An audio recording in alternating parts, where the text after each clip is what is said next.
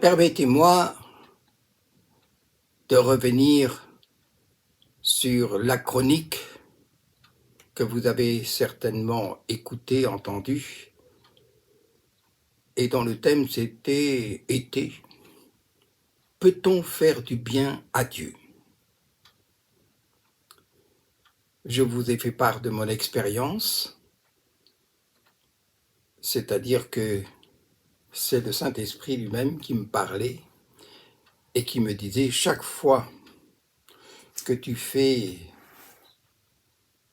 et tu prends soin de ta femme qui est handicapée à cause de l'AVC, des AVC qu'elle a eus, et qui maintenant est comme un petit bébé qu'il faut soigner, dont il faut s'occuper.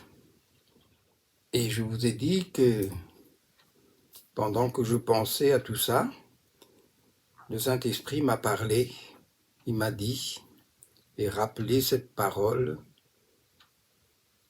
ce que tu fais, même quand tu ne le savais pas, le bien que tu fais à ton épouse, c'est finalement à moi, le Seigneur, que tu fais du bien. Parce que celui qui fait du bien à quelqu'un qui aime Dieu sur la terre et qui s'en occupe, ou qui même cherche le Seigneur, mais en fait, finalement, c'est à Dieu qui fait du bien. C'est à moi que vous l'avez fait. Et alors, il y a ces faux justes, ces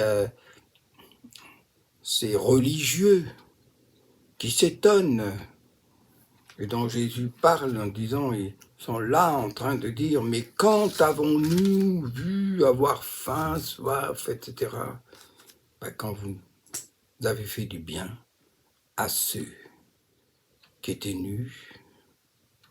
Et là, c'est le chapitre 25 de Matthieu que nous avons lu la dernière fois, que je vous invite aussi à relire. C'est la fin. Alors, faire du bien, même sans, je dirais, chercher à obtenir un avantage quelconque, puisque ces personnes vont jusqu'à dire, mais quand est-ce que nous t'avons fait du bien? Quand est-ce que... C'est pas à toi que nous avons fait ça. Nous avons fait ça à des personnes que nous connaissions, mais c'est pas à toi directement. Et Jésus de dire, mais chaque fois que vous avez fait ces choses à elle, finalement c'est à moi que vous les avez faites. C'est extraordinaire. Et pour faire cela, il faut faire l'expérience de la croix. À la croix, Jésus a abandonné toute sa gloire pour être celui qui est le plus proche, le plus prochain de chacun d'entre nous, celui qui vient à notre aide. Et il est celui qui vient pour nous secourir, pour nous fortifier, pour nous bénir, pour nous encourager. C'est quand même extraordinaire que le Seigneur lui-même, vienne. Et il est venu dans une humanité, dans une chair semblable à la nôtre, pour nous aider, pour nous encourager, pour nous bénir. Et ce qu'il a fait, et on peut là se souvenir de tout ce qu'il a fait, à la fois pour les personnes qui sont malades, à la fois pour la femme adultère, à la fois pour les lépreux, à la fois, je dis pour ceux qui n'avaient pas d'espérance, qui étaient perdus, eh bien chaque fois qu'il a fait cela, c'est en fait ce qu'il nous dit de faire à notre tour.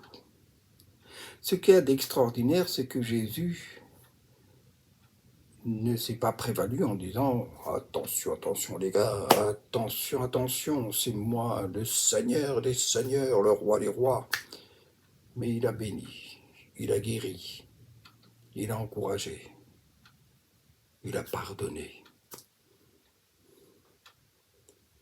Il n'est pas venu avec la gloire, c'est-à-dire avec des anges, 12 légions d'anges par exemple, dont il fera mention au moment d'affronter l'épreuve de la croix. Non, il ne s'est pas prévalu de tout cela, mais il l'a fait. Il a aidé, il a soutenu, il a encouragé, il a pardonné. Et il nous demande de faire la même chose. Et ce qu'il nous demande de faire, c'est ce qui est déjà dans notre cœur, que lui-même a mis dans notre cœur par son esprit. C'est pour ça qu'il est tellement important d'être rempli du Saint-Esprit, parce que quand vous êtes rempli du Saint-Esprit, c'est le Saint-Esprit qui vous met à cœur de faire les choses que Jésus a faites ou qu'il ferait. Être rempli du Saint-Esprit, c'est ça. C'est faire l'œuvre de Dieu. C'est Jésus qui disait « Ma nourriture, c'est de faire la volonté de Dieu ». Et le Seigneur, eh bien, nous invite ainsi à faire sa volonté. Et il anime cette volonté. Et il en donne la capacité.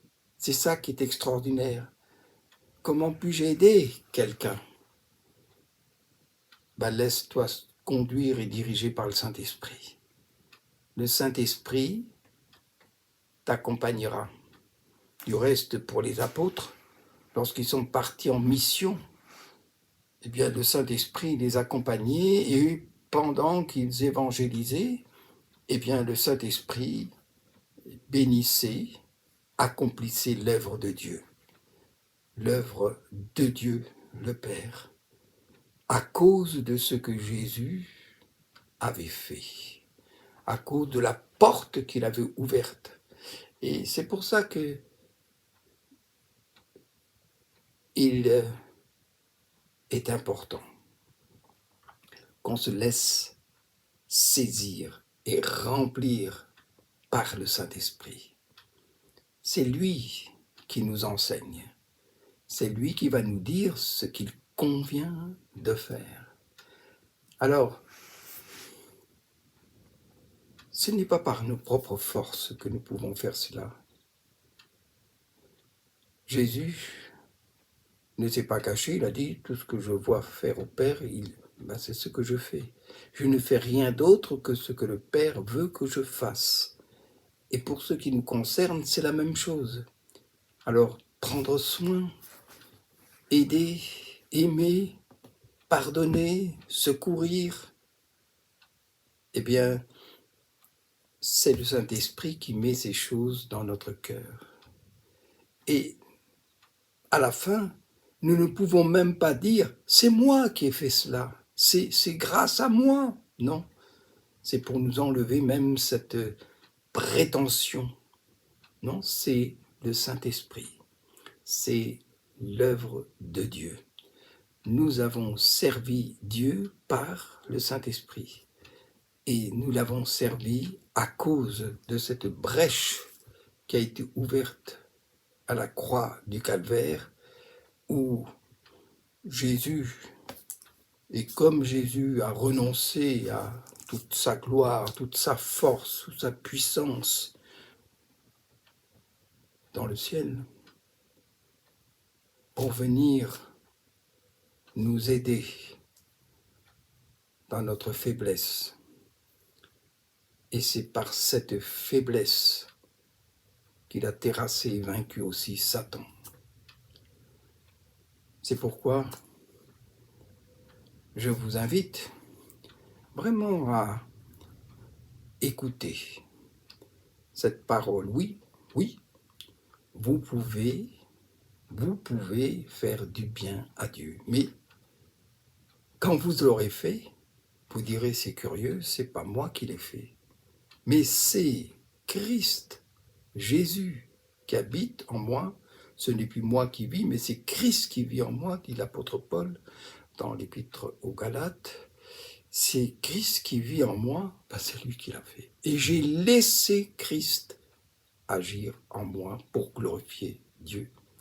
Quoi que vous fassiez, faites tout pour la gloire de Dieu. Et la boucle est bouclée. Ce n'est pas vous qui avez agi, mais c'est le Saint-Esprit qui a agi en vous. Et le Saint-Esprit a permis à Jésus de faire en vous ce que lui-même aurait fait et ferait. C'est ça qui est formidable. Et alors toute la gloire en revient à Dieu. Ce n'est pas pour mériter, pour obtenir quelque avantage, non pas du tout, mais c'est tout simplement pour glorifier le Seigneur, comme le Seigneur lui-même l'a glorifié. Faites du bien autour de vous. Et chaque fois que vous le faites avec l'Esprit de Dieu en vous, soyez sûrs que Dieu est glorifié et ce n'est pas vous qui le faites, mais c'est le Seigneur. Laissez-le agir. Laissez le Saint-Esprit agir en vous. Et ce sera quelque chose d'extraordinaire. Que Dieu vous bénisse et vous réjouisse. À lui la gloire.